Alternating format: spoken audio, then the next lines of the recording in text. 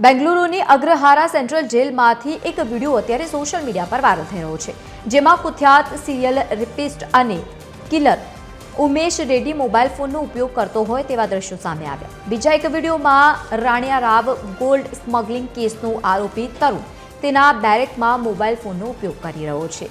આ બંને વિડીયો સામે આવ્યો છે. ફોનનો ઉપયોગ કરતો અને રસોઈ બનાવતો દેખાઈ રહ્યો છે. તરુણ રાજુ જીનીવા ભાગી જવાનો પ્રયાસ કરી રહ્યો હતો તે વખતે પકડાઈ ગયો હતો. આ વિડીયો સામે આવતા જ જેલમાં વીઆઈપી ટ્રીટમેન્ટ અંગે એક નવો વિવાદ ઊભો થયો છે. જોકે આ વિડીયોની પુષ્ટિ TV13 ગુજરાતી નથી કરતું, પરંતુ વિડીયો વાયરલ થઈ રહ્યો છે. વાયરલ વિડીયોમાં આતંકવાદી સંગઠન ISI માટે ભરતી કરનાર જુહાદ હામિન શકીલ મન્ના દેખાય છે. વિડીયોમાં ઉમેશ રેડ્ડી પોતાના સેલમાં આરામથી ટેલિવિઝન જોતો હોય છે અને જ્યારે શકીલ મન્ના મોબાઈલ ફોન પર વાત કરતો જોવા મળી રહ્યો છે. એવો આરોપ છે કે જેલમાં હોવા છતાં પણ મન્ના તેના સાથીદારો સાથે સંપર્કમાં રહે છે.